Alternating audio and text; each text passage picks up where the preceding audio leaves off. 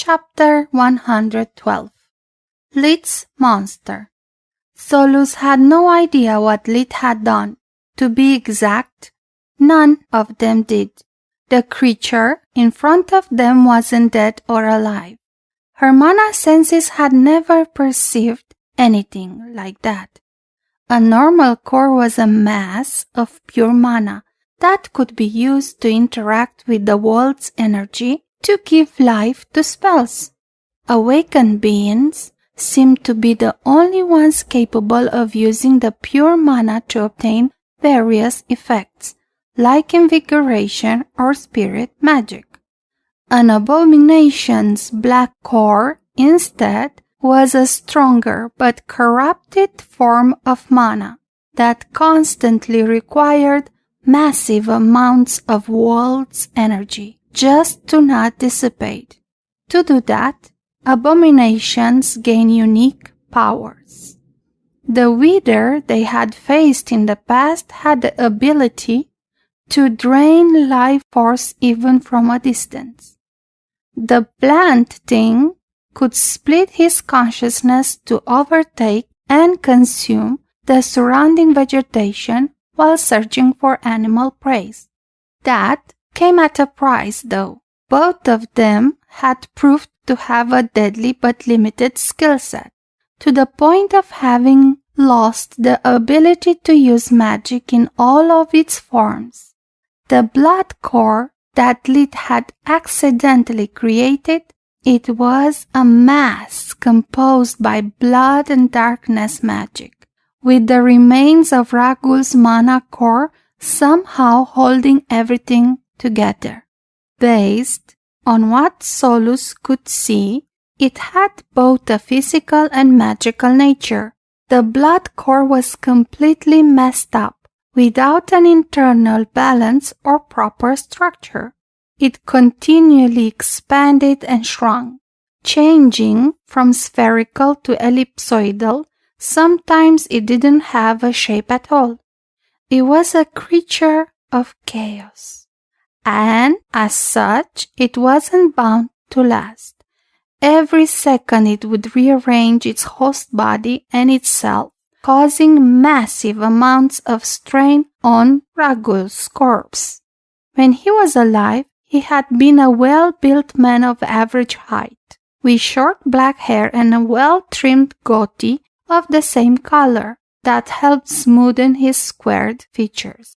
Now his visage was deformed in a perpetual scream of pain.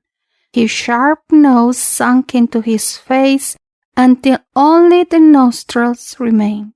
The skin kept rotting, turning green and peeling off, revealing the muscle tissue underneath before regenerating and starting over again. The body swelled, tearing apart the enchanted clothes. His arms became longer and deformed, enough to touch the ground. The legs bent backwards with an unnatural angle. That's definitely not a vampire. What the heck have I done? The young beak ran away without a second thought, sensing the impending danger. The creature started to hiss, watching Lid with his eyes full of hatred and contempt. It moved with incredible speed, even using air fusion to its extreme. Lid barely was able to avoid the charge. Ragul's fingers had become 10 centimeters long razor-sharp talons that made easy work of Lid's iron heart protector and earth fusion alike. The hook-shaped claws slashed vertically, deeply gouging his chest. Finger-sized chunk of flesh hit the ground, while blood sprayed around. Everything happened so fast that Lid felt pain only when he was already moving to avoid a second strike. The shock was so intense that in another situation it could have made him faint. But with his life on the line, willpower and survival instinct allowed him to stand it, even if barely. Lid could feel the rhythmic bleeding over his chest at every beat of his panicked heart, drenching his clothes. It was like having a white-hot branding iron ravaging his flesh, while ice needles pricked the surrounding skin, giving him a numbing feeling that was slowly spreading. He managed to avoid the second hit, but only because suddenly the creature became distracted, making the swing sloppy and predictable. He exploited the opening to get some distance and heal his wounds.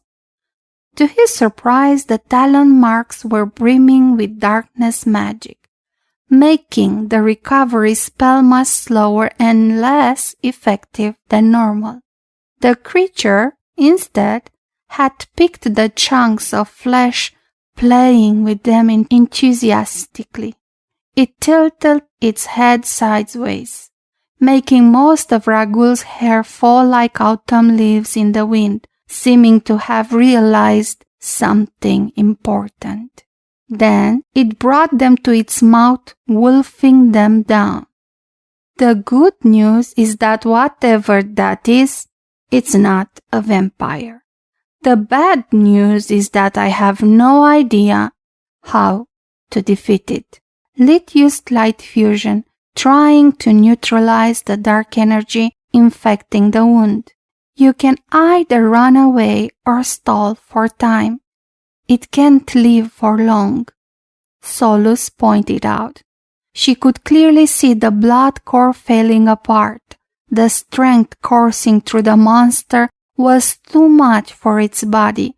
Despite all the changes it had went through, every move, every attack would damage it as much as it did to Lit.